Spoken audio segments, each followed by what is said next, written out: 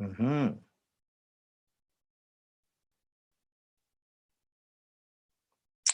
Hey, James. Hey, buddy. Would you share this for us, please? Thank you. I'm glad you're here. I'm glad you're here.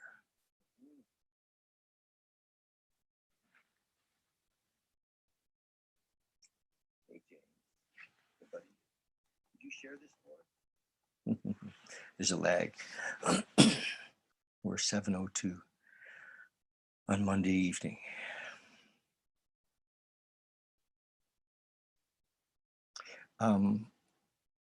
I have some things to share tonight.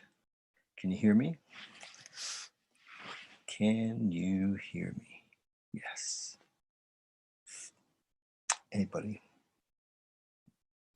So yeah, I have some stuff I want to share tonight, and there's welcome to our Monday meditations, and something different is going to happen tonight. Something kind of unique, I guess. I have something I want to talk about. So hopefully you hang in there, and yeah, and we'll get to it. The technology seems to be working. We're live. Oh, look at you. Hey, buddy. Hey, David. Hey, I'm glad you're here. How are you? Good. Yeah, you look like you have flowers in your hair. There's a picture behind you, and yes, it just looks like a flower in your ear. Going to Hawaii. Can you speak up a little? Okay, can you hear me okay? A Change something in my settings. little closer, yeah. I'm glad you're there. Nice. Can you hear me okay now, David? Nice. I just finished Wake Up and Roar. Do you know the book? The reading you did. No, I can't hear you. You really are.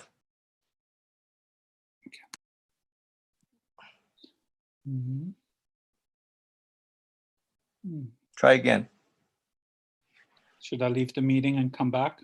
No, I think it's better. I actually helped that I turned my sound up. Okay. That's also good. It did help that I turned my sound up. So it's crazy. It's Monday night, and I have lost touch with time a bit, and it feels like 3 months ago that we did this last week, but I've literally lost touch with time a little bit. Some cool stuff has happened. The book I was just telling you about, I'm a little all over the place, but I downloaded the book. So Muji's Teacher. What was his name? Papaji. Yes. Papaji Puja. Mm-hmm. Yes. Who passed away in the 90s. Mm-hmm. He there's a book about him. Okay. And it's called Wake Up and Roar. Oh, okay. Really nice, and lots of shifts have happened in the last little while for me, and I kind of recognize that. No, I don't kind of recognize. I really recognize it. How much. How important, if you will, and I don't. The words are hard to find. It's hard to say that, but I'll say it as important. This thing, this realization, this connection with God, this awakening, whatever we want to call it, has become to me. It's like nothing else, is important. Even though I do get up and go to work, and but yeah, nothing else seems important. Just 1 second, Trev. Could you close my door? Thank you, buddy. My little sound room, I left the door open. So, and I was with a guy the other day. I just want to share this with you guys. I was with a fellow the other day. Hello, SJ. Oh, hello, sir. Hi. How are you? Good, thanks. Welcome. Thank you. Can we see your face? Sure. I was actually gonna go for a quick cigarette. That's why I kind of put the camera on. Or put it off. Yeah. Well, if you Thank you. want to, take us with you. Oh, yeah, for sure. You Oh, can, so you don't mind if well, I kind of feel bad if I smoke in front of you guys. I just want to turn the camera off. okay. You do Okay. whatever you like. Yeah. Thank you. Yeah. Yeah.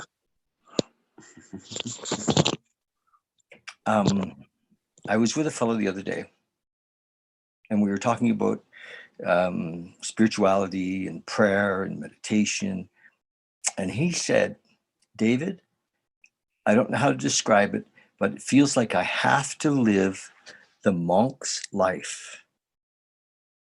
That it isn't optional. He's in recovery, you know, and motivated quite a bit by desperation, more than inspiration. But still, he's realized that he can't just fool around on the edges of this thing, and that he has to really drop into, you know, a serious. And again, I don't want to say desire, because desire has a way of keeping us from being, you know, but and I recognize that that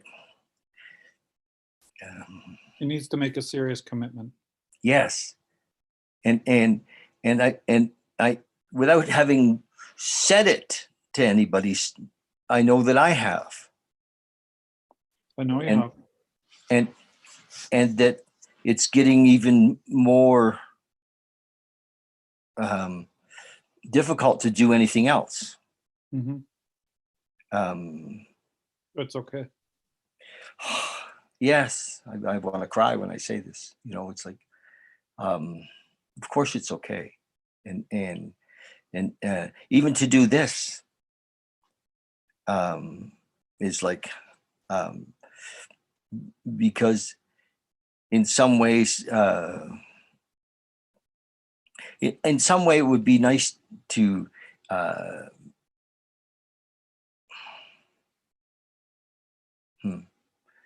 I don't want to criticize. Okay. Criticize.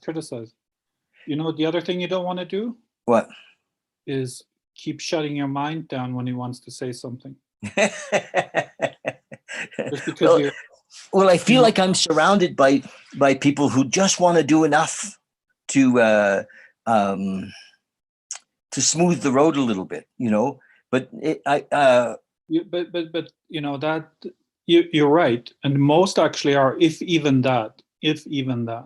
And so it seems like it's the in thing to be, you know, meditating or doing different types of yoga or whatever, but You've become serious. yeah, Yes, well, that's good. yeah, it doesn't your feel blessing. optional. It doesn't feel optional anymore, and it also, there's a little sense of fuck, you know. There's a bit of a sense that I could have stepped up a lot earlier, but whatever, it doesn't Right. matter. But you know who's saying that? Yeah, Don't yeah, it's play bullshit. that game. Yeah. When the mind says that, don't just look at what says that, and Yeah. the voice that says that. Oh, I should have stepped up sooner. You know, it's because of that voice that you didn't step up sooner. Yes, It's just yeah. playing again. Yeah. Now it's playing this way. Yeah. So here we are, and it's, you know, what's happening for me right now is I don't feel like doing anything but you know, being involved in this Right. yeah, this I don't even want to call it a spiritual search. I want, because it's not a spiritual search. I'm just following the path, and my prayer life is like, I mean, feel like I'm in prayer all the time, and I'm, I hardly ever want to leave my room, really, and yeah. So, Yeah, it's how it goes. Dr. Hawkins warned about that. Warned as in he gave heads up. yeah, right. Well, if I don't come up for a couple of months, you know where I am. What's that? What's that? I know. Oh, I see. If I don't hear, yeah. I remember reading Hawkins when he said that. Hi, Trevor. I remember reading Hawkins, and he said that that's very possible to, really almost drop into a state of not wanting to be, I feel disconnected from the body in a way, and it's doing some strange stuff too. It's getting sores, and it's just, it feels like toxins are coming out of it. So, Yeah. So yeah, David Hawkins says, get your, when you start to get serious, better get your affairs in order. Before you get serious, better get your affairs in order, because this could happen that you don't want to do anything. Yeah. Like you just don't feel called to do any particular doing other than doing what you're describing, just really be with this like that. Yeah. And then, if you have too many commitments that pull you this way, that way, it may just not, your mind won't allow it. You can't like get away from that. So, yeah. Well, I don't have a lot, we put in a garden in, I'm enjoying the garden, right.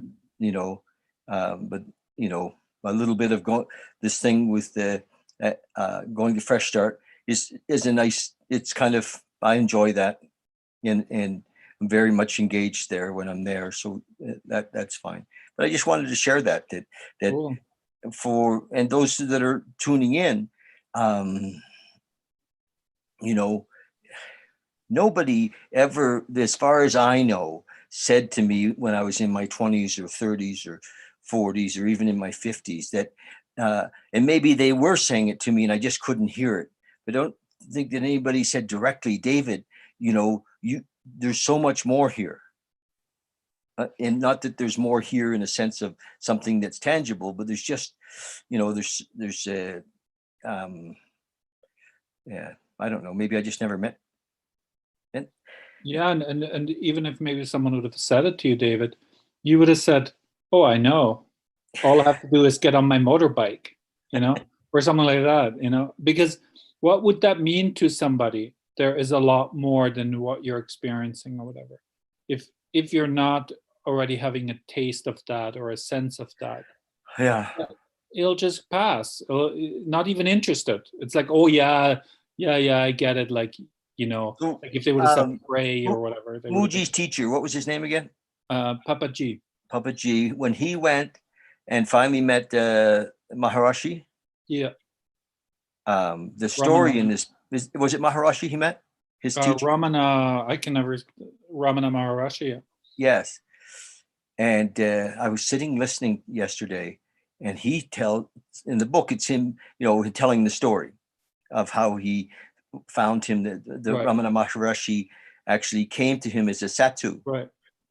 And when he went, and the Satu said, yes, there is a man who has awakened, and yes, you can see him, and this is where he is. And Babaji went there and realized that the man that he went to see was the Satu he had talked to on the street, and he said, oh, that can't be him, and he discredited, he said, but eventually he after spending some months there, he spent some time with Ramana Maharashi. As he told the story yesterday, I just cried. It was amazing to just feel the energy of these two men come in, which is pretty, yeah. Anyway, it was pretty amazing. Hi, Deborah. That's really cool. Hi. Hi. Welcome. Can we get you to turn down your background sound? You sure can.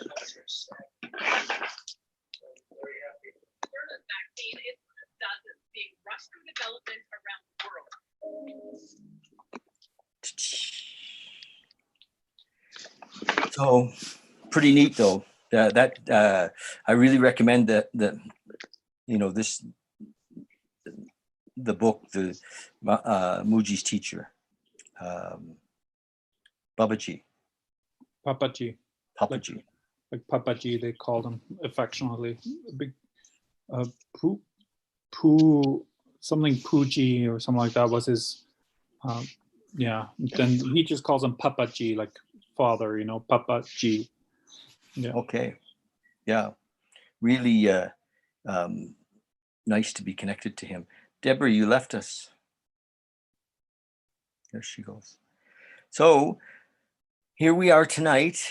Let's get back to whatever it is we're doing. I think would be really nice is if we start with a meditation.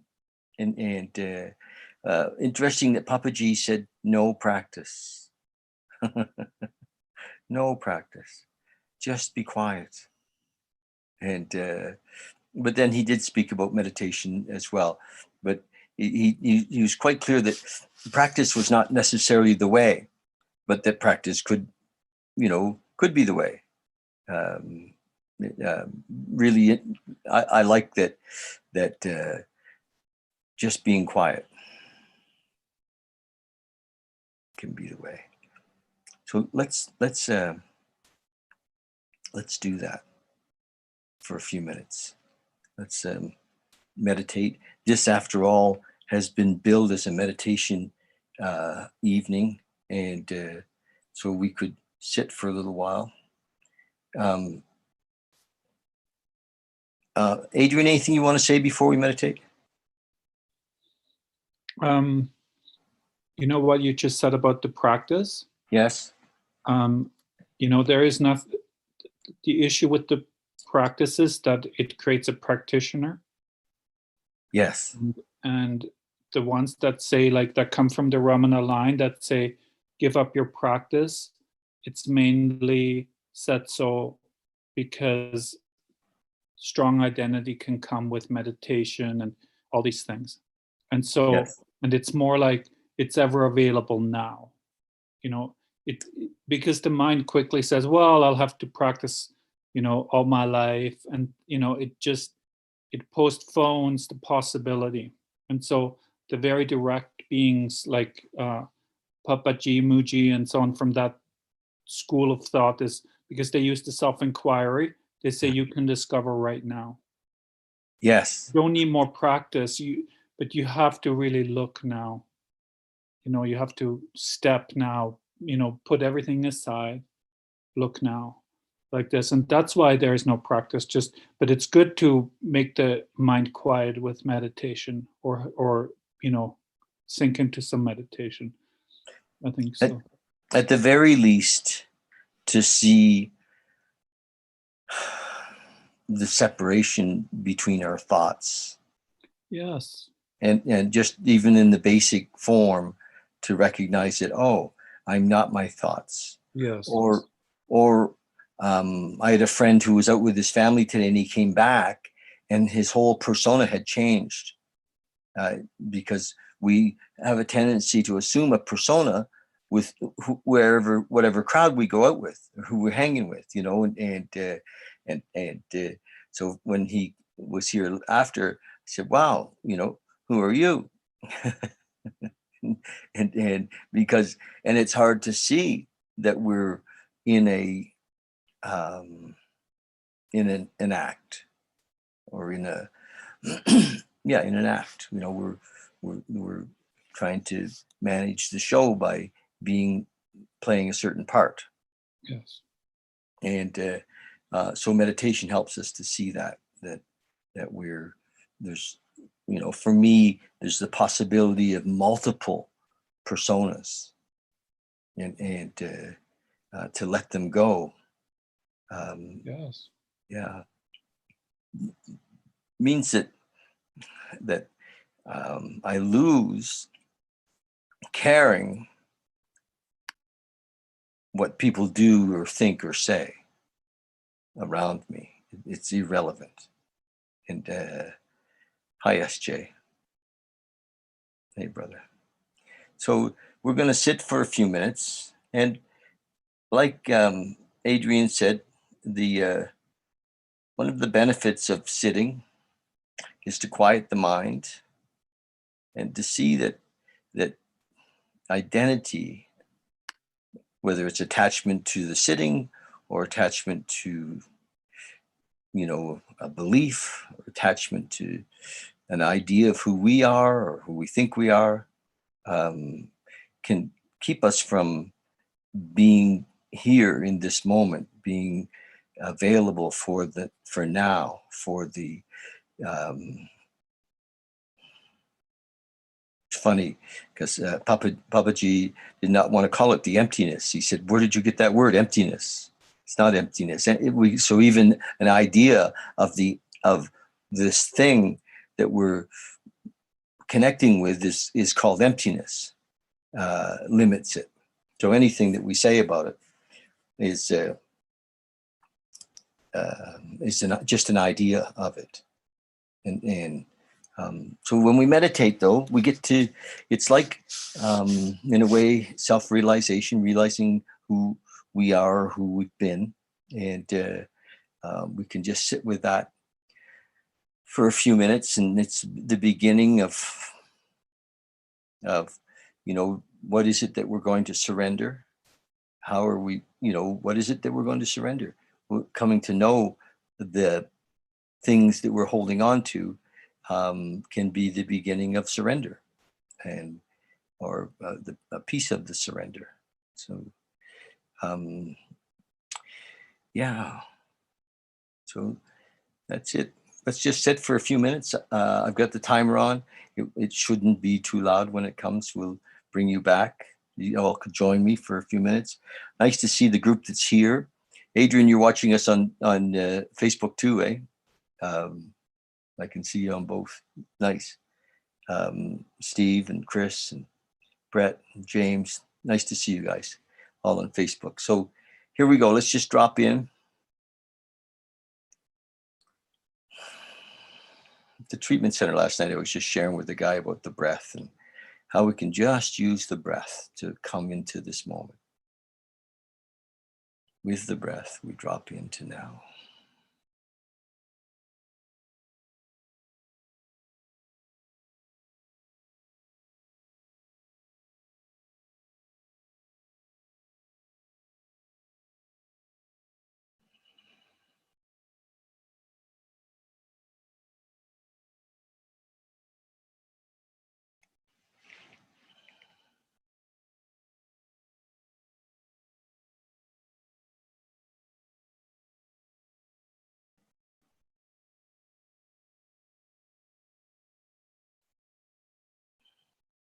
Just watch your thoughts. If anything comes up, just breathe into it. Just come into this moment with your breath. Let the thought go. Just let the thought go.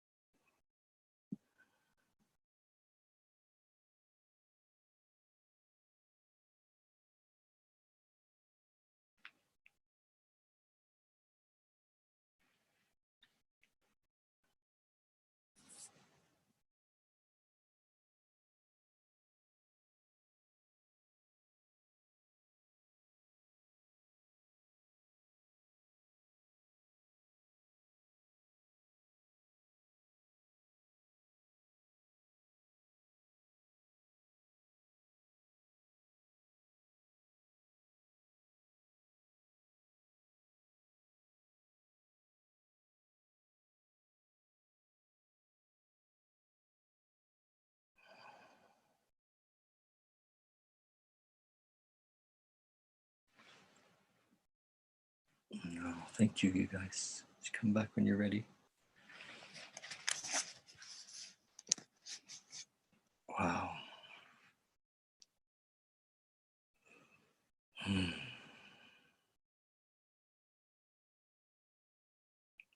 So let's imagine that we're going to kind of change the direction of what we've been doing. And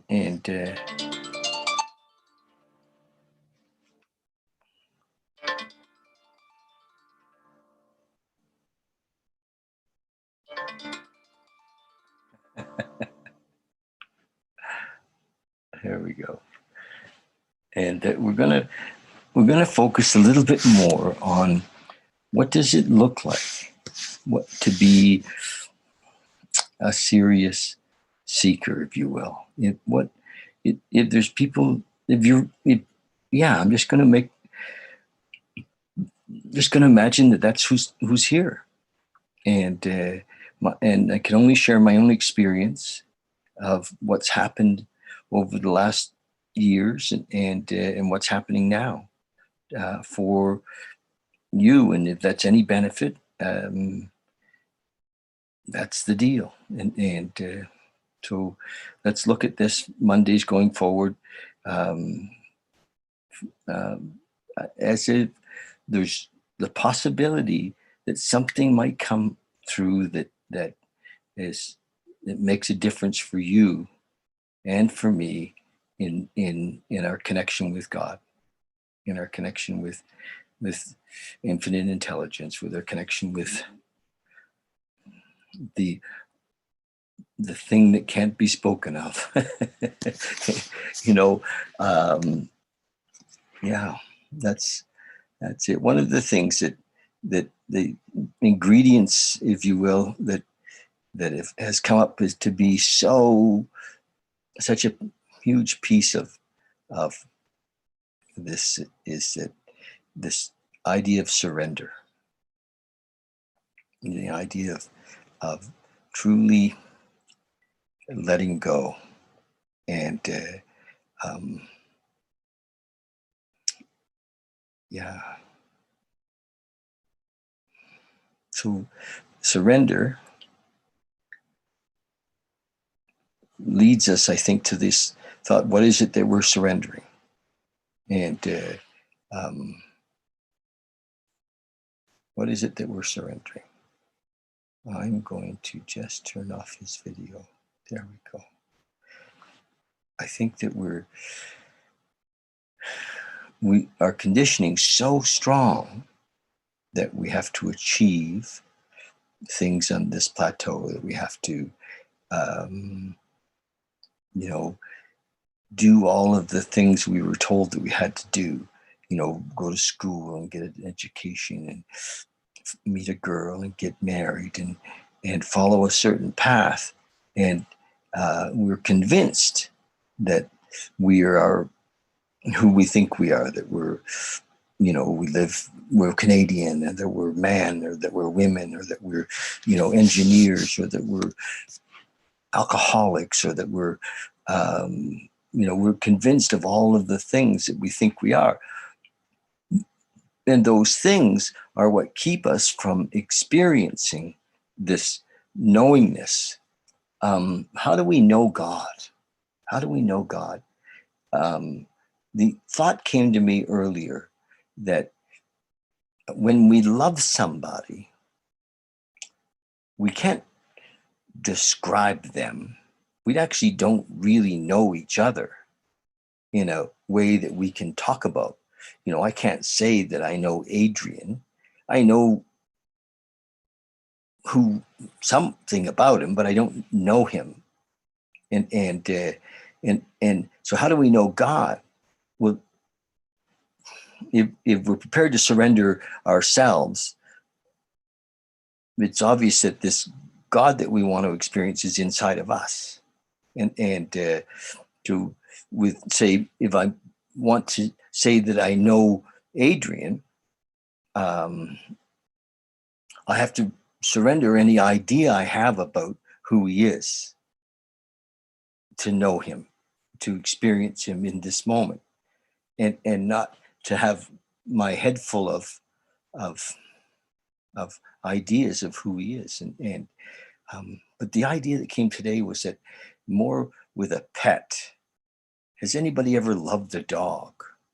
You know, when we love our dog, and we know that dog because we love that dog, and so we have this experience of love that brings this knowingness. We don't know the dog and what the dog's feeling or thinking, and that doesn't really matter.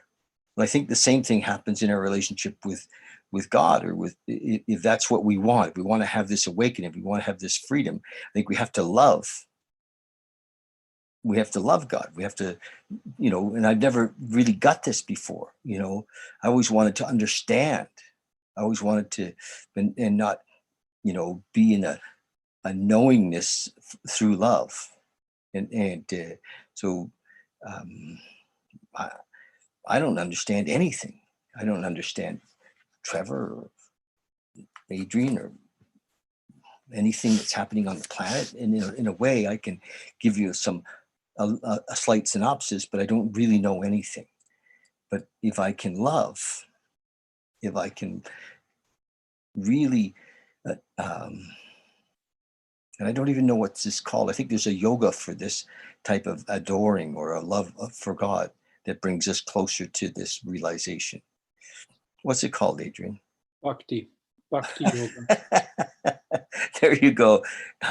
And so to actually have this love, you know, for not an idea of God, but a love for God, and that brings us as one of the vehicles, if you will, into this moment, into this connection, into this knowing. And but I can't bring anything in there with me. I can't bring any idea in there. It has to. My love needs to be unconditional, without reservation. And so that might be a little much for some of us, you know, this idea of totally surrendering, you know, because we love our drama, we love our story, we love our problems, you know, we love our, you know, our dysfunctional thinking. we, so we don't have time to love God, you know, to love bliss, to love love. Anyway, it sounds a bit cliche, but I get that this is what's happening for me, is a total shift in my idea, or not even my idea. It's just a shift that, Adrian, you call it commitment, and you know, committing to this path. There is no path, you know, just recognizing, you know, this love. And there's another part of the thing that comes to me is I have a prayer. My prayer, I have 3 prayers I've talked about recently, and one of them is really simple, and it's just, please help me. You know, it just, you know, I'm not even sure who the me is that's asking for help, and I'm not asking for help in anything here. Just please help me with whatever it is that I can't even say. There's no thing after the please help me. It's just a very hat in hand prayer, and I say it now a lot, you know, and it's like every day. There's 3 prayers. One is thank you, thank you, thank you, thank you, thank you, and I love it when I heard Muji do that prayer just a million times. Thank you again, not for anything, not thank you for, but just thank you. Please help me. Thank you. And my 3rd prayer is show me what you'd have me to be. How can I serve? And I think I just got a 4th one tonight, which is I love you. You know, just I love you. I don't even know who the I is that loves you, but I love you. Anyway, so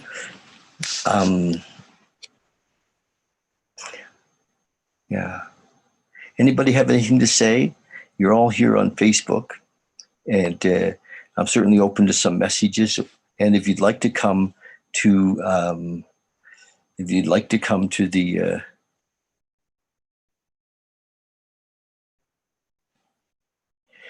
yeah, Deborah, who was here, has just made a note, and she said, learning to understand this surrender, but also a difficult concept and hard to leave out the ego. Well, really, is it? Learning to understand this surrender. It's interesting if we drop the word understand. You know, is there really anything to understand? Understand is kind of like I'm trying to love you. You know, it's a word in between that keeps us. It's the actually what keeps us from surrender is wanting it to be conditional, wanting to manage surrender. That's a contradiction, isn't it? How do we manage surrender? So understand, let go of understand. Just drop it out of the vocabulary. I remember years ago, Paul told me, understanding was the booby prize. It wasn't the real goods. It wasn't the knowing. Understanding is not knowing. And so letting go of the understanding.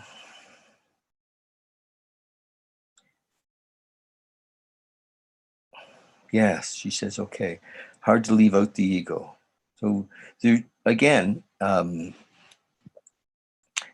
if we focus on the problem gets bigger. If we focus on God or the solution or God gets bigger. And lots of times, I mean, I'm very available to chat about, what the problem is, because it's through the problem that we find we move again to where the focus needs to be or wants to be. And but if we imagine that our problem is ego, then again we're focusing, we're mucking around in the mess, and let's we can't, nothing can change, nothing can be done there.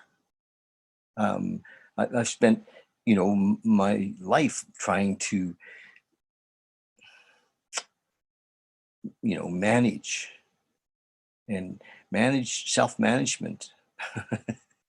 Self-management is and all of the teachings had told me to just surrender, just turn my will over, and not how badly beaten up do we have to get to recognize that we can't self-manage. So understanding surrender is part of self-management, and then the idea of I lost my thing. Understanding, there we go.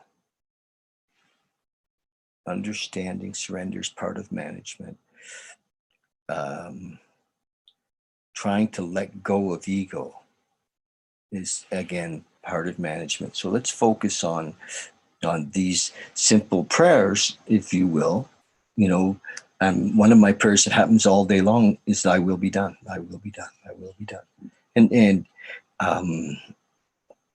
And then I'm much less likely to be hanging on to the edges, and trying to orchestrate or manage things when I'm in "I will be done." In the 12-step world, we have it says it's so simple. The concept it uses is, it says we have a new employer. Being all powerful, he provides our needs. Being all powerful, he provides our needs. And so if I had a new employer, if I was working for God, as in a sense, and it's just a concept. But if I was working for God, well, what could I possibly ever need or want or ask for? So in the 12 steps, it said, being all powerful, he provides all of our needs. All our needs are looked after if we stay close to him. And for me, staying close to him is prayer, is contemplation, is meditation, is if we stay close to him and perform his work well. And my idea of performing his work well is this, just this, helping others, being here as an example. I've been so afraid most of my life to do what we're doing right now, to actually come out and say, that my relationship with God is the most important thing in my life. And yet it almost seems silly to say now, because what other relationship have I ever had? Always I was looking for God in all my relationships. I didn't realize that, though. I thought I was trying to get something outside of me to fill me up. And so when I recognize now that everything else, seek ye first the kingdom of heaven, all else is added on to us. Everything else comes as a result of this relationship. So where do we go from there? Adrian, any thoughts?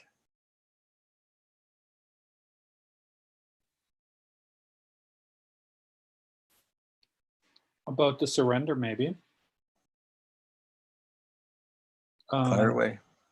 I think maybe what seems really hard is the surrender itself. And actually, and that's not even true, because actually everyone knows how to surrender.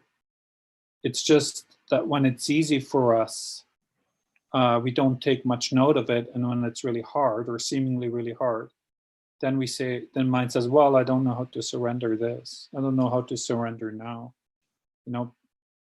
So it's good to just have a good example of when one naturally surrenders. And it'll be different for different beings. But, we can look at those things that we easily surrender when the moment comes, and then go, oh, what is it that happened there? And it's kind of, oh, I just no longer clung. I stopped clinging. I stopped wanting. I stopped, hoping or trying to force or trying to make happen or something like that. I just basically turned away. Well, as an example of that in our society, for the most part, many of us this last 2.5 months just surrendered. Yeah. To think the things that were asked of us, and for the most part, there was a little bit of a heavy hand, but not really. We were just asked to stay home, to distance, to do some basic things, and we all said yes. Yes is the word, right? Well, I don't know, David. Now I know you did. I know I did, but I'm not sure. I haven't talked to enough people if they really did, because staying home is not surrender yet. Just because you stayed home, but if here, you're angry, you're dissatisfied, in complaint, yeah, in complaint, or can't wait until I can get back to it, and so on. That's only kind of a going along with the program. But the surrender means to completely be fully, oh, okay, this is what's happening. I see. I mean, you're a really good example of surrender, David. What I hear from you consistently now is very much that, no? Where you're just like, okay, that's what's happening, and so be it, and not fighting anymore. Well, yeah, thank you. And I like on a kind of on a personal note, I want to share that sometimes, and I don't know what's going on in a way. Sometimes stuff bubbles up. There's But all that's to be kinds of expected. Yes, yes, that's to be expected. all kinds of stuff. Is like, you know, I've experienced anger. I've had all kinds of, things, fear, almost, unreasonable, crazy thinking, and I'm just like sitting in it and watching it, and Right. if I lose total consciousness, which has, I've had moments of that, and I come back to, oh, look at that. It almost seems like there's a cleansing going on. Yes. Yeah. That's exactly what's going on. And the surrender is not surrendering the anger that may come up in some magical way. The surrendering is to be with that anger consciously. And you're not fighting, you're not angry about the anger, you're not fighting it, you're not stuffing it away. You're not gonna write 10 different statuses on Facebook about it. You're just being with that. Yes, and I've had to make some phone calls. I've had to, I've had to clean up a few things as well, because it's happened in action, and Right. it where I've had to call and say, you know what, that was wow, where I've cleaned up, and like the same day, and because not everybody is. It's not their business to be in the middle of that when it comes up for me. But no, I haven't been beating myself up about it. Yeah, no, that's, if it does come out like where it's starting to affect others, then that's maybe needed for sure.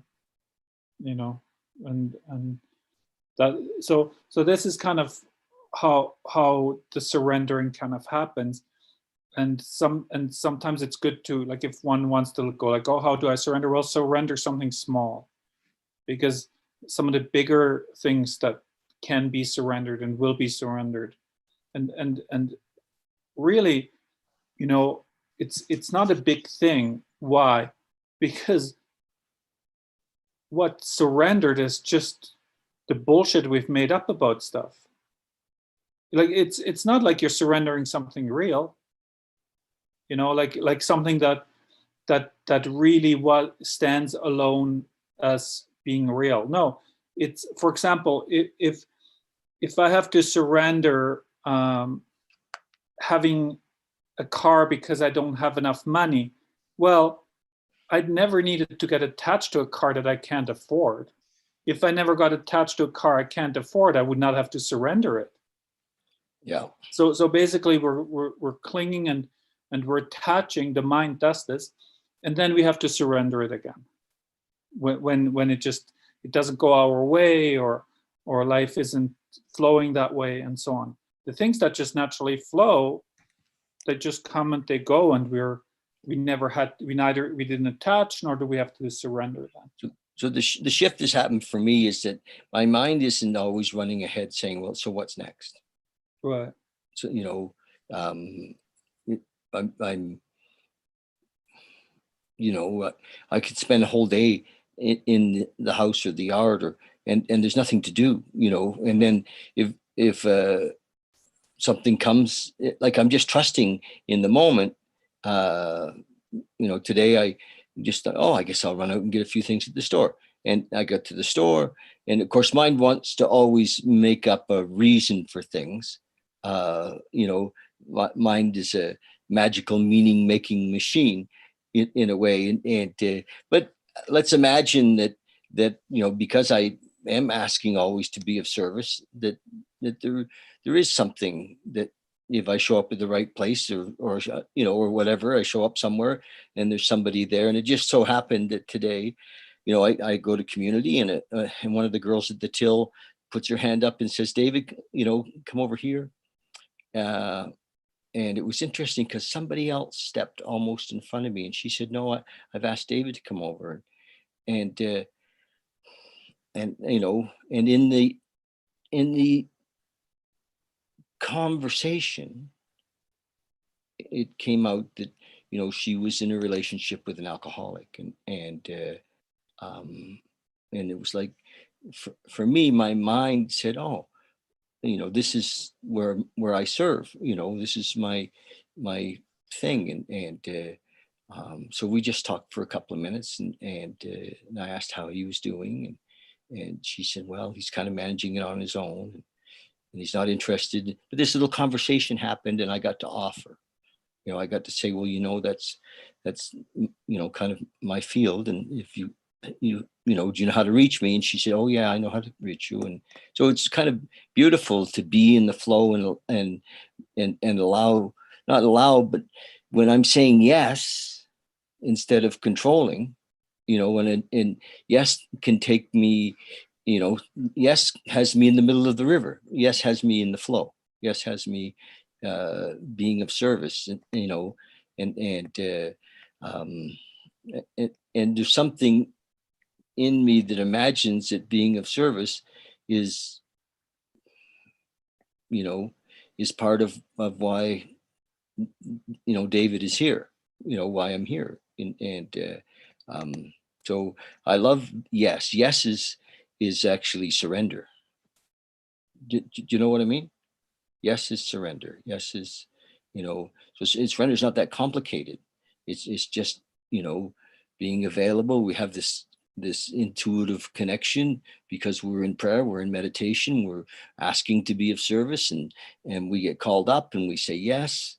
And the more we say yes, the more available, the more we get called up, it seems, the more we're and maybe that's all just the mind thinking that this is going somewhere, but it seems to have merit in this to me, and when I spend the day listening to Papa G's teacher, and he said to the people that he was sharing with, who had real awakenings, that how could they want to know how they could um, repay him in some way. And he said, you go and give this away. You go and share this, you go and take this to your home country. So I think that no matter where we are in the awakening, in the cycle of increased consciousness or awareness, our job is to reach out or be available for others. Not in a like a grandiose way, but just to be there and say yes. Yeah, so I was grateful today that little thing happened, and it was like, oh, thank you. So grateful to be of service and to say yes to the moment. And that's it. That's all she wrote, folks. Anyway, so yeah, it's interesting to have no plan, to not be, like what we're doing right now. I don't have I don't even know if we're going to do this again, and I don't have a commitment to this. We've been doing Monday meditations for quite a while, and ego says, yeah, well, what are you doing that for? Where's that going? And I just I don't know. Let's see where it goes. If we keep doing it, we keep doing it. If we don't keep doing it, we don't keep doing it. Started reading I'm doing a morning reading every day at 9:00. Love it if you guys join. And it's just a simple reading, and from a book called the 24-Hour Day book, and it's quite an old book. It's a little dated, but it's about love, it's about connection with God, it's about surrender, it's about awakening. It's beautiful. And I think that to share that kind of thing every day is it's helpful. I think it's helpful for all of us to bring us into that place where sometimes we get up in the morning and our minds are going a million miles an hour, or and hopefully this is of some benefit to people, and I get something from it. It reminds me every day to whatever the piece is that this beautiful man has written. He wrote this book in 1954, and and it's simple, and some of it, if I don't 100% agree, I say so. I talk about it, and because some of it's a little dogmatic, and so I'll kind of bust it up a little bit and have some fun with it if it seems appropriate. So you feel like joining me for that, and yeah, so that's the deal. Maybe some of you could share what you're doing. You know, oh, Deborah says her sound has cut out. I wonder why. Trevor, can we still be heard? I can hear it, yeah. Yeah. I mean, Okay. I checked the Facebook too, and it seems to be okay. Okay. Trevor, can we still be heard? Oh, I guess it is, yeah. So anyway, I don't know where we're going. Adrian, do you know where we're going? We're not going anywhere. This is it. Yeah. We're here right now, no? Yeah. We are. For the moment. It'd be nice to have you come visit. I'm in the garden quite a bit. Home Monday, Tuesday, Wednesday, and Thursday. Just hanging out. Yeah, I might do that. Currently, I'm super busy. Are you? Our Red Deer store is open since last Thursday, and it's been full power. Had to drive out to Vancouver to get a shipment. You know the deal. Yes. Fairly busy, but yeah, I think it'll slow down, and then we can do that. Nice. That would be great. I'd love to have you come over. And we're going to have a little kind of a potluck next Sunday. I used to have them, once a month, but it'll be more of a brunch potluck. So we'll start at noon and, be finished at 3 or something like that. And next Sunday, but I'd love you to come visit before that. Sure. We'll see how the week unfolds. Nice. So we've been at this for about 45 minutes, but I don't have much else to share with you tonight. I think that the whole thing is about, as far as I'm concerned, anything less than suggesting that there is an opportunity to become one with the one is, to be one with God, to be one with the moment.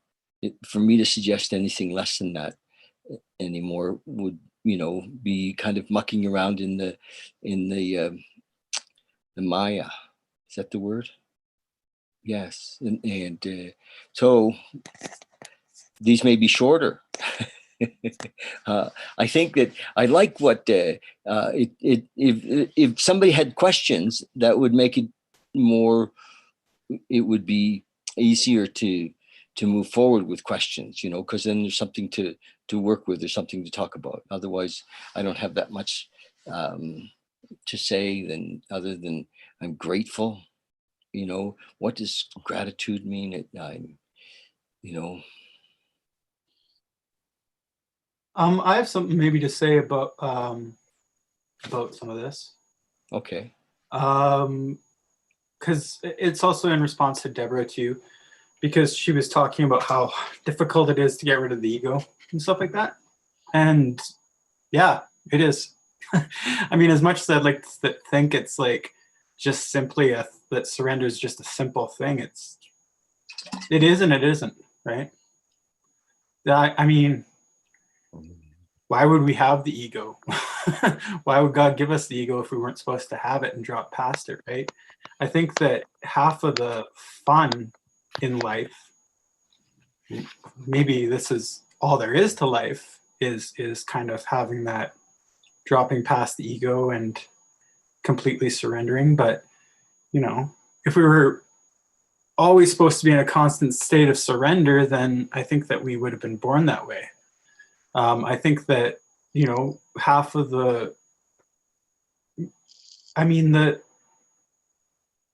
life is about the journey in a lot of ways, right?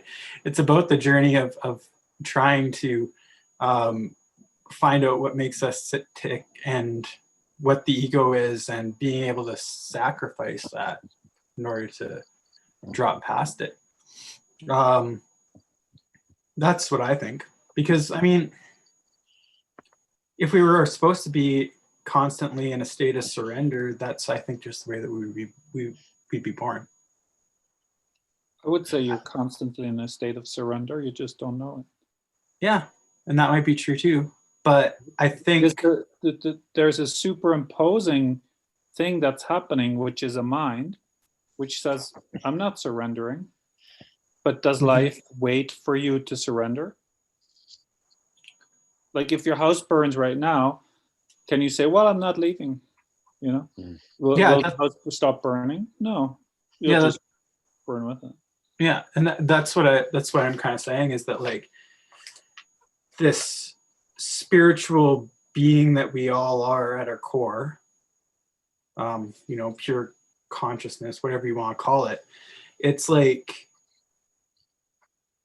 the quest of finding that and dropping past the ego. For some people it's more challenging than others. For some people, I think they're just lying when they say sometimes when they say that they're there all the time, right? And that they, you know, but that's just my own suspicions too. But it's like, I think that this quest of destroying the ego and being able to find this pure place of surrender and consciousness, I mean, we can treat it like as a sort of fun sort of thing, right? It's kind of like that's what life maybe is all about, right? And some of us have to go to further extents to kind of try and do it, but you know, that's kind of what life's all about. I don't know. Jesus said, he's quoted as having said that only drowning men can see us. So maybe there's many on the planet who aren't struggling in a way, aren't feeling that there's something missing, don't have a desperate need to grow spiritually or be like the some of our friends who are recovering alcoholics or addicts, and so maybe there are. I don't know them, but maybe I do know them. You know, maybe they're all around us and are just quite content with where they are. Well, because the ego serves a purpose in this world, right? A lot of people get a lot of things in this world because of greed and because of stuff that has to do with the ego, right? The ego and all I mean, let's not label ego. Well, maybe it is. Maybe, you know, it's always about getting something, you know. Yeah, I mean, I come from the belief system that, yeah, there's a separation between the spiritual self and the ego. And I believe that, yeah, what we're aiming at is to access God or surrender, you know, and I do believe in all this sort of stuff, that there is a spiritual thing that's probably interconnected with everything and that we can access it. But, you know, like the ego and self-serving and stuff like that, I mean, some people get ahead with that and they have no reason to have to drop behind it, right? Beyond it, because like their ego has gotten them everything that they need in the world, right? Well, so, that's hypothetical. What about you? Me personally, I need to surrender, but I'm just saying that also the, like, Deborah, who wrote in and said that the ego is a very tough thing to get. I get that as well. It is a tough thing to go past. It's a tough thing to destroy. It's not a matter sometimes of just being like, well, then I don't think anybody's suggesting that we destroy. I think that what happens, my experience is that awareness, when I become aware that my thinking call it ego, has not served me in a way.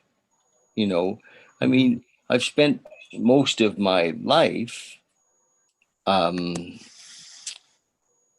some level of fear, if you will. And so fear was always trying to run the show. Fear was always painting a picture of problems. And so I've never tried to smash the fear as much as I've just realized that if I focus on my relationship with God, or I focus on love, the fear just disappears. But it's not gone. I mean, it's not that I can't have it back. My experience is that I can have it back, and I can be in it again. I can be in, so I don't see it as either or.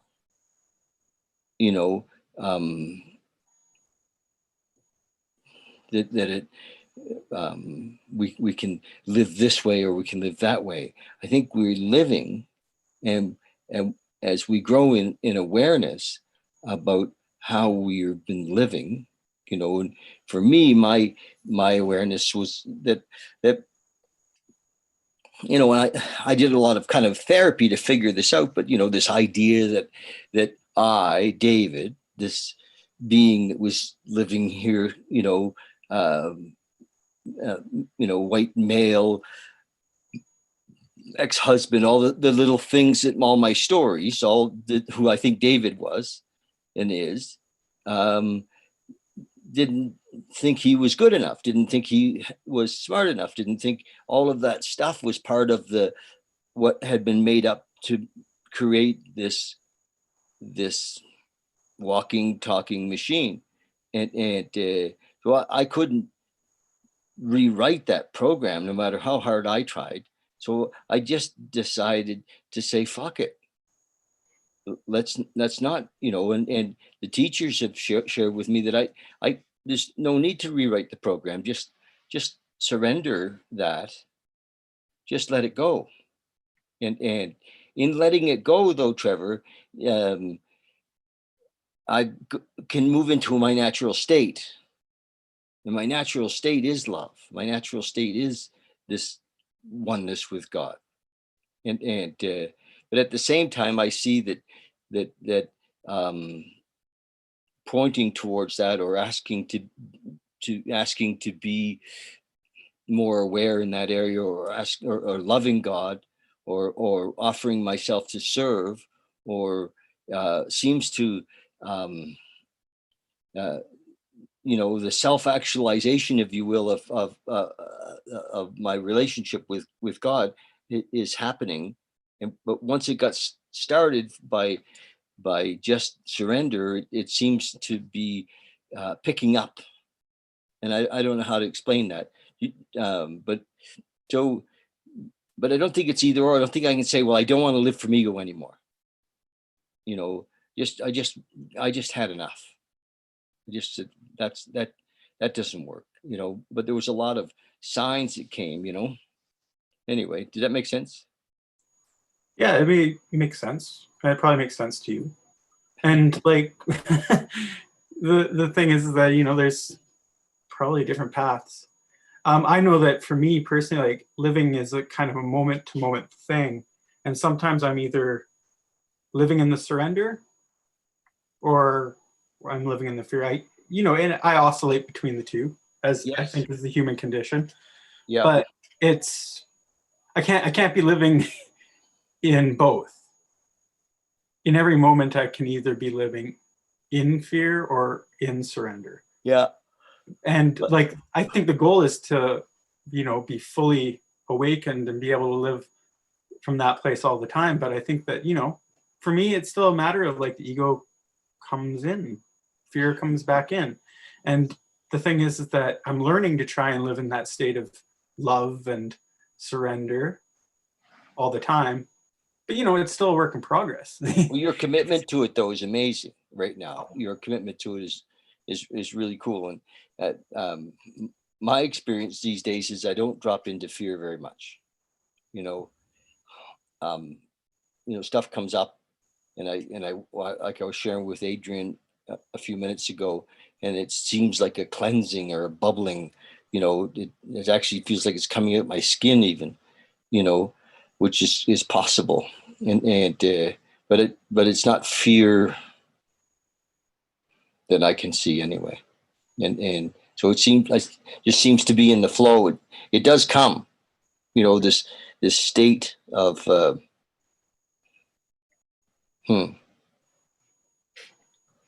I was just reflecting, a fear showed up just now, something that's left undone that I haven't cleaned up.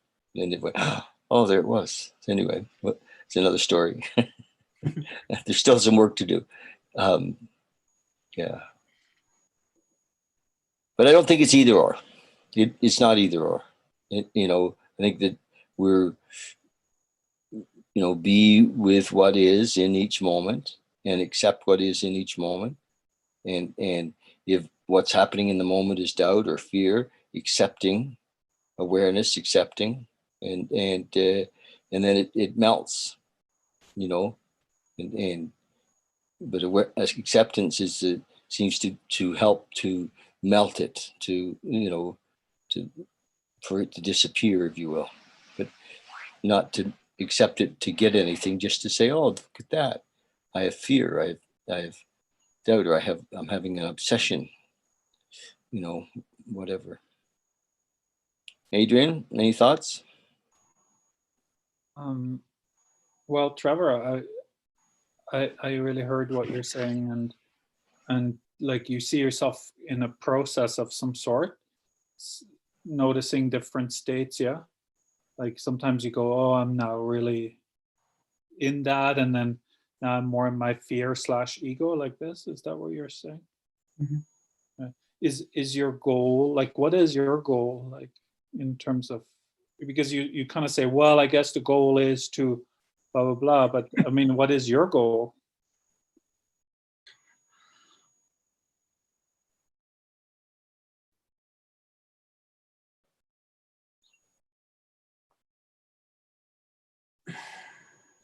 I don't know. I suppose that my goal is to, I mean, I was talking to David about this earlier, and I was just like, I don't know whether I'm supposed to become a monk. I don't know what I'm supposed to do. Like I'm kind of leaving it up to like the universe or God to kind of point me in the direction. But I think that I need a little bit more prayer and meditation than most folk do. I feel it in my heart. Like I'm just like kind of like I really have to like, and I'm not sure whether it's because I find this, the self so untrapped, like the ego part of me, and like the fear and materialistic side of me. I'm not sure whether I just find that whole thing's super, like I just kind of want to get rid of it. So you're not fascinated by that so much anymore? Yeah, I think that I'm kind of I'm not sure how far into the spirituality I can actually go, because I actually am craving it more and more, and so I'm not I'm not entirely sure on where it's like going to stop. Or you're craving the materialistic stuff more and more, and so on. Or I'm starting to reject it more and more. Oh, you're rejecting it more and more. Yeah, and but then it's taking you somehow, no? Yeah. So it's kind of like I don't know what the end result is looking like. So that's the reason why if you ask me what my goal is, especially in terms of spirituality, I'm not quite sure yet. Right, but let's say if you said, well, I'll go as far as it takes me. Yeah, I'm willing to go as far as it takes me. You yeah. So then you'll go all the way. Yeah. I don't know what that looks like. So yeah. How could you know what that looks like? If you knew how that looks like, you would already be all the way. Yeah. That's the thing. That's the faith piece. That's the not knowing piece. That's the not knowing piece. But more is kind of like the commitment or the willingness, the earnestness, and so on. David and I were talking a bit at the very beginning.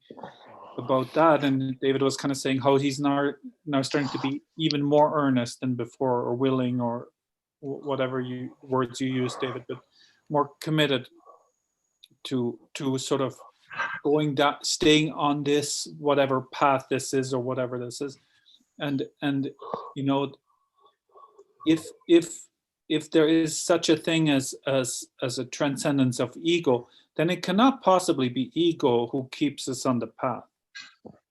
Like meaning you will be taken by something that's beyond ego.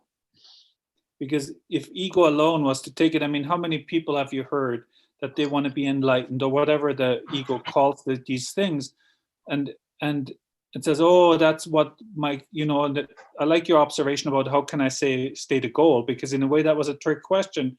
On some level, it's a trick question, because the goal would probably come from the ego anyways, because this is how it operates in the material world.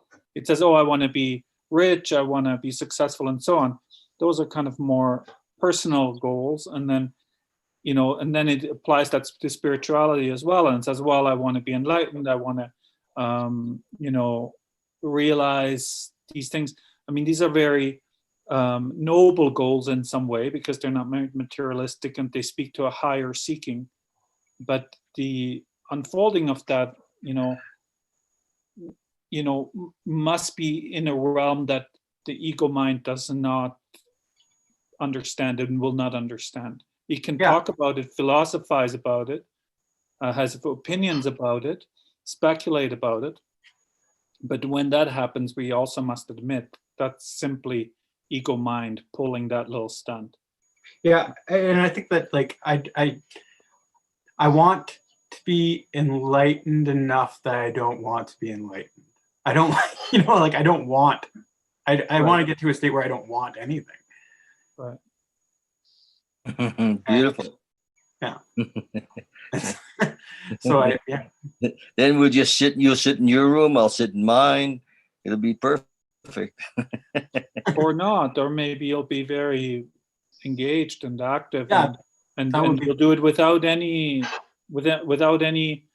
intention, so to say. It's just happening, you know. Yeah, I still want to make art, and I still want to do stuff like that. But, you know, I want to be not, you know, I don't know where the spiritually it would take me, right? So, but if you had to give up art for it, would you be willing to do that? If that's what, you know, because he said, oh, I'm willing, you know, said, and if letting go of art was part of that, is there something that resists that? Or would you say, no, I'd be willing to throw that aside if something better replaced it, so to say, if something more expensive was to replace it? Oh, no. That's a weird question. I'm asking it. It's a little bit of a check-in the sense, because we say certain things. We say, no, I'm willing. You know, I'm willing. And then, but only willing if I can maintain something, right? This I will not let go of, because I feel that if I let go of that, then something was missing that I really need or want. Yes? Yeah. And I think I want.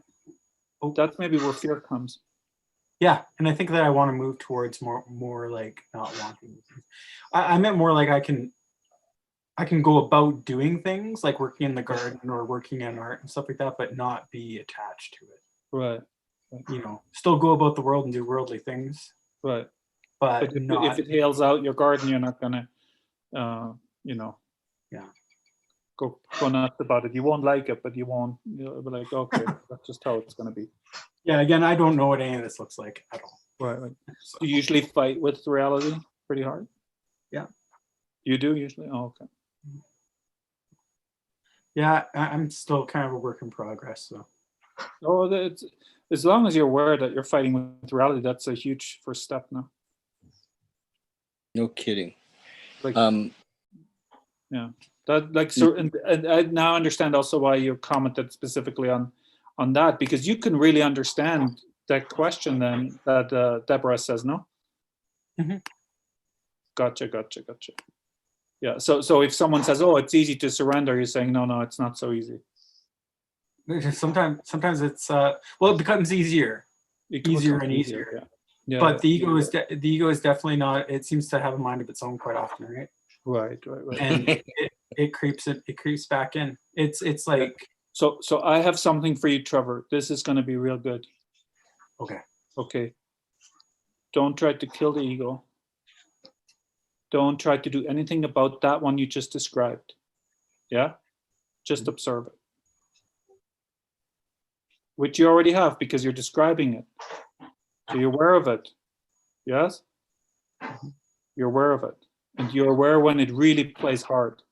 Or you are you no longer aware and you just remember afterwards? Or can you see it as it plays? Can you see it?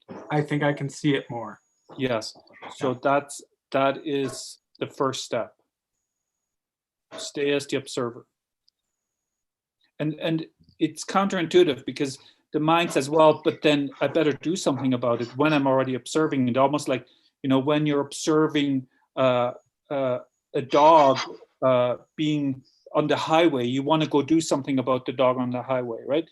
Like the mind then says, well, then do something about it. You're observing it now, but that's not it. Like just observe it and see that it's happening. That's when then creates some distance between, because the observer is no longer fully ego.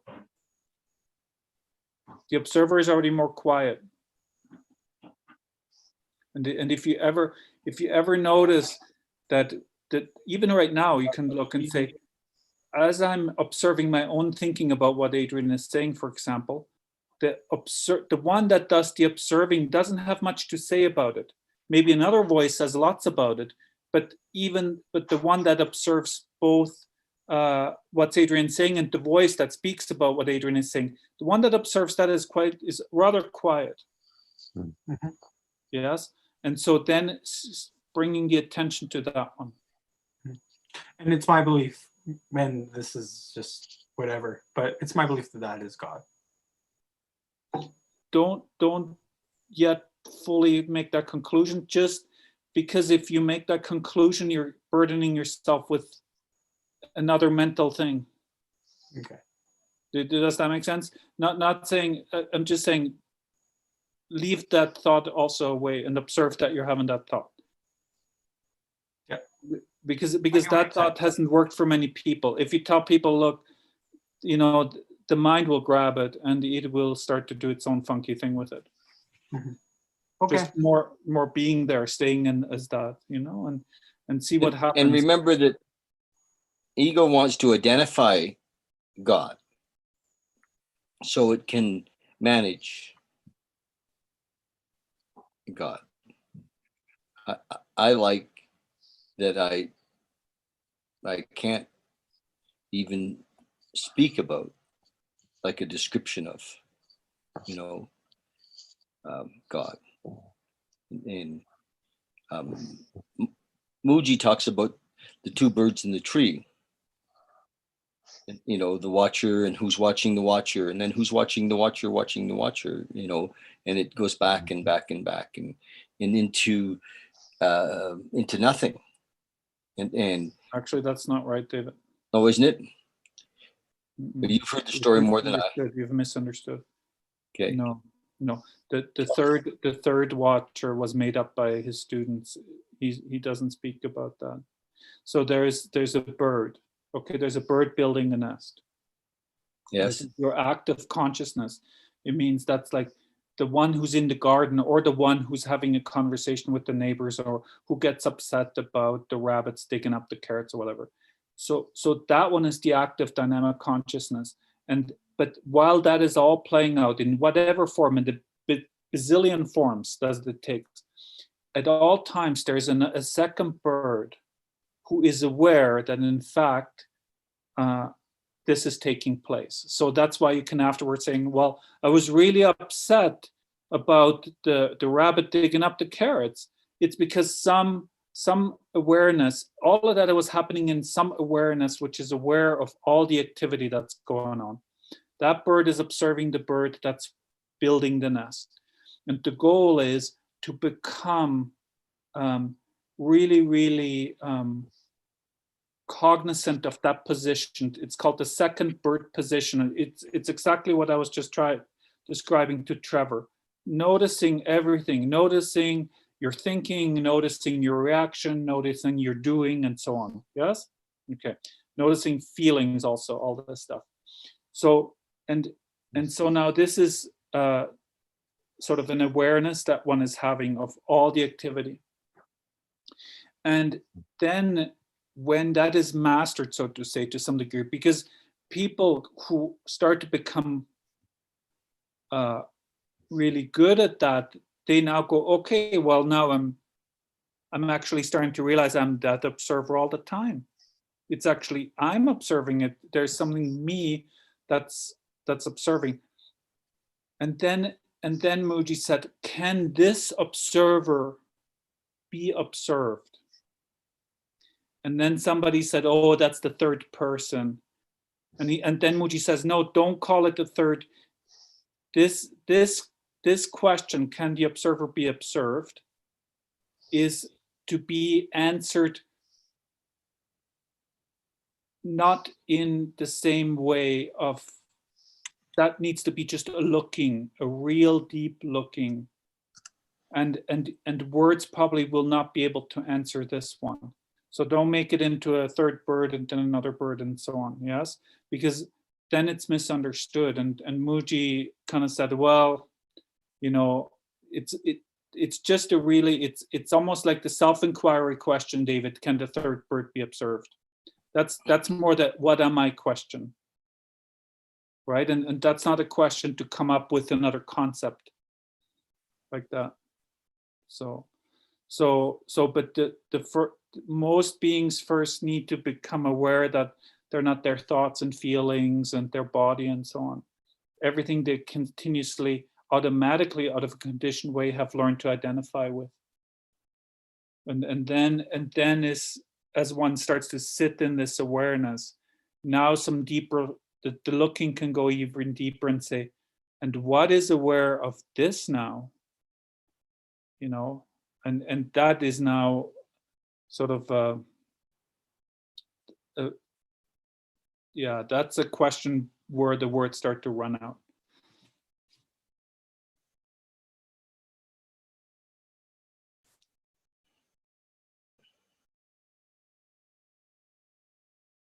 But it's not such an important question, you know, unless one is very, very established in the second bird position or the observer.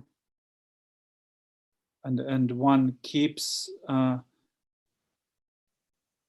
because when one doesn't observe, one becomes involved, one becomes absorbed in the thoughts and identity, and Trevor, as you said, like one flips into that ego fear state, you know, and only sometimes after do I realize, oh well, I totally got involved with that. I was completely sucked in. There was no distance. That was like me. It felt like it was me, but wait a minute, but I observed the whole thing. So the one that observed the whole thing wasn't really involved with it, you know, like this. So one can kind of go backwards and go, oh, just like every other time, but that time I got sucked in. And then one starts to really establish in this observer, no matter what plays out.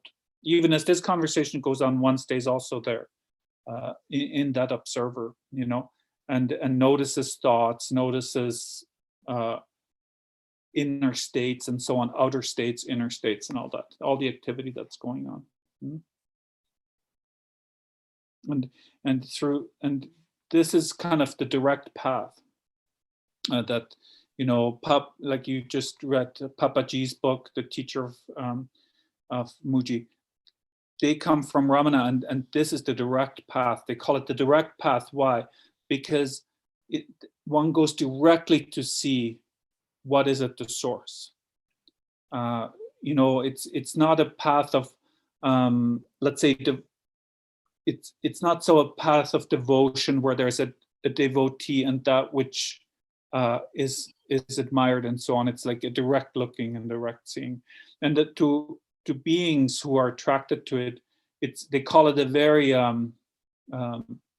it's direct, but it's also very concise. There's not much room, there's not much room for speculation, because it's beyond philosophy. It goes beyond philosophy. It goes directly for the meat of the matter, and really looking. And so it's actually sometimes unattractive, because people enjoy a sort of a mental path, like with lots of ideas and fantasies and The Kundalini. practices. Kundalini, I let the Kundalini rise, and then if my Kundalini hit my third eye, then I could be, like this.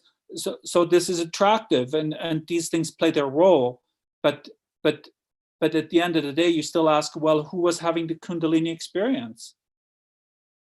And who's commenting about the Kundalini experience? Is that now that which was reached that's commenting, or is it just the ego talking now about a past experience that it's not able to have right now? And so now maybe the wanting Trevor is back, as in like, oh, I wish I could have another Kundalini experience. It's like, wow, what's that going to do for you? It didn't stay. It came like any experience. It came, it began, it lasted, and it ended. And So- and now what? Are you What- satisfied? Are you? What's Are you interesting established about now? the direct experience is that it isn't based on understanding. It isn't a Right. It's not oh, an well, intellectual, philosophical. Yeah. yeah, it's not based on understanding. No. It's actually an experience of the moment. It's an experience where everything else slips away, and we're totally in our natural state. There's nothing else there, and Which is a real advantage, because we already are in our natural state. It's just that we have a lot of layers of conditioning. Yeah, and I've had tastes of it. So I'm yeah. You definitely know it. You definitely know it, Trevor. Especially as an artist, you know it. I've read these two before, Adrian. The promises in the 12-step program halfway through the 9th step, it talks about these promises that basically are the experience, and I'd like to read them to you again.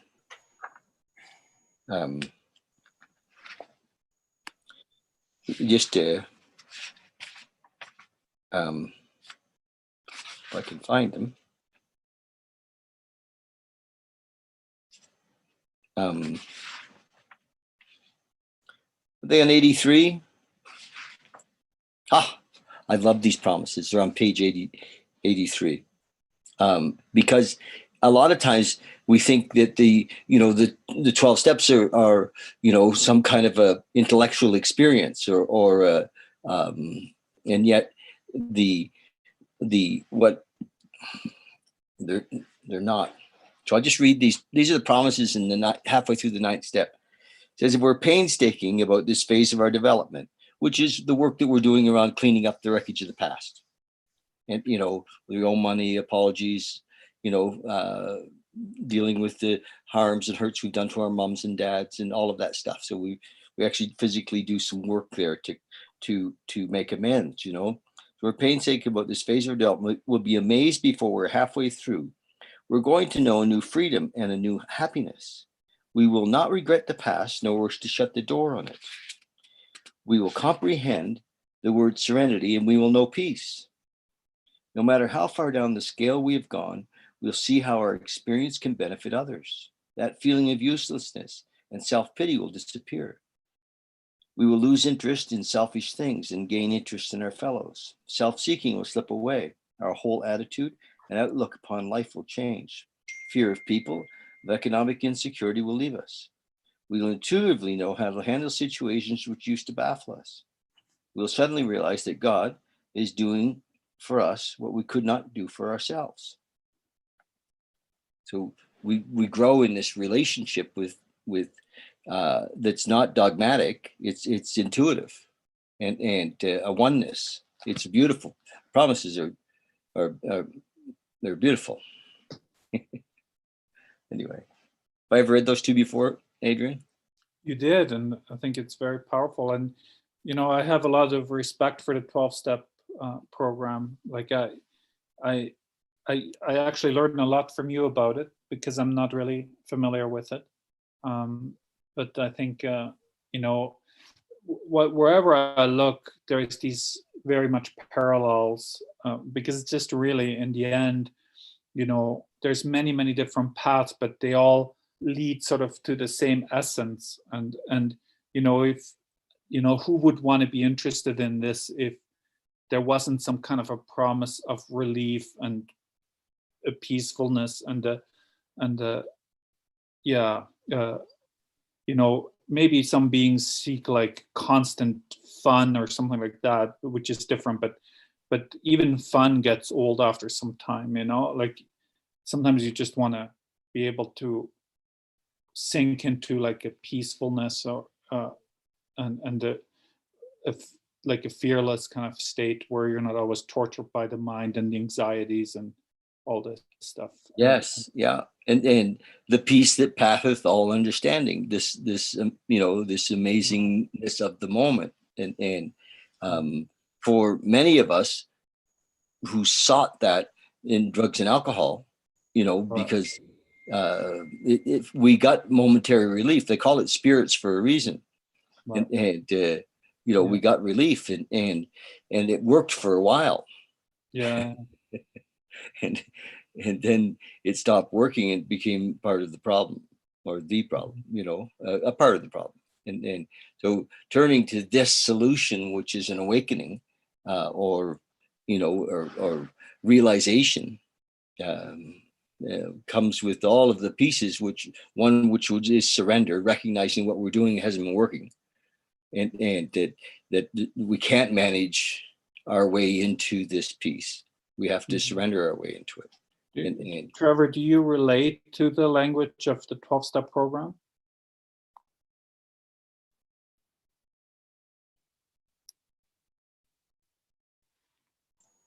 Yes, I do.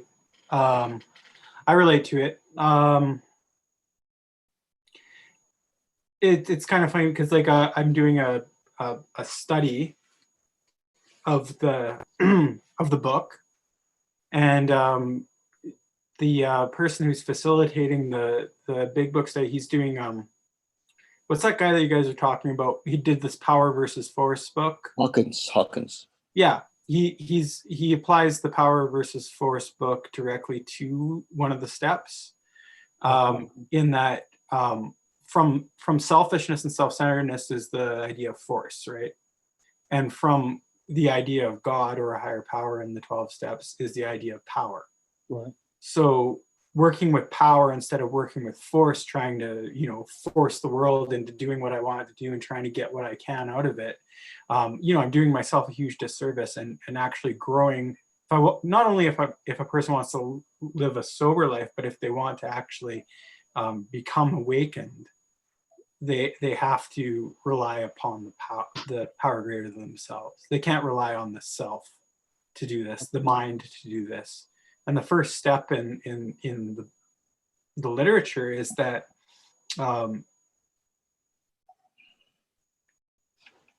my life's unmanageable, my brain's unmanageable.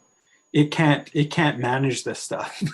like what I've been seeking through addiction is a spiritual nature, and it can only be achieved by going for the actual goods.